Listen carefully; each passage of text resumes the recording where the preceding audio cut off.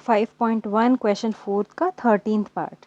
ये दे रखा है √3, √6, √9, √12।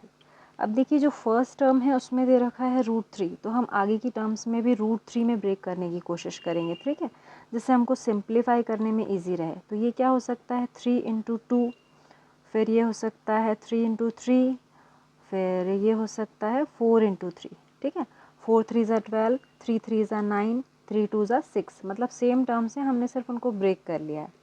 अब इसको आगे फर्दर कैसे लिख सकते हैं, √3, √3, √2, फिर इसको लिख सकते हैं √3 इंटू √3, इसको लिख सकते हैं √4 इंटू √3, ठीक है। हमने ऐसा क्यों किया, क्योंकि हमारी फर्स्ट टर्म भी √3 के टर्म्स में थी, तो इससे हमको सिंप्लीफाई करने में इजी रहेगा। ये हो गई हमारी a1, a2, a3, a4। अब सबसे पहले क्या करते हैं, कॉमन डिफरेंस निकालते हैं। तो कॉमन डिफरेंस क्या हो जाएगा, a2 minus a1, it is equals to a2 क्या है 3√2, यहाँ लिखो 3√2 माइनस √3।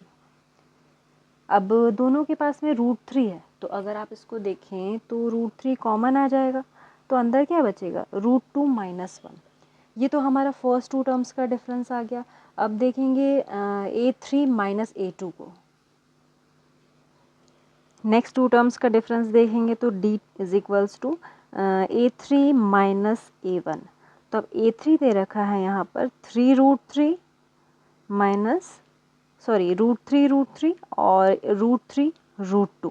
अब दोनों टर्म्स में से आप देखो तो √3 कॉमन आ रहा है, तो अंदर क्या बचेगा √3 माइनस √2, ठीक। तो अब दोनों की जो कॉमन डिफरेंसेस हैं वो सेम नहीं आ रहे हैं, तो सेम नहीं आ रहे हैं तो हम इसको क्या बोलेंगे, this is not an AP।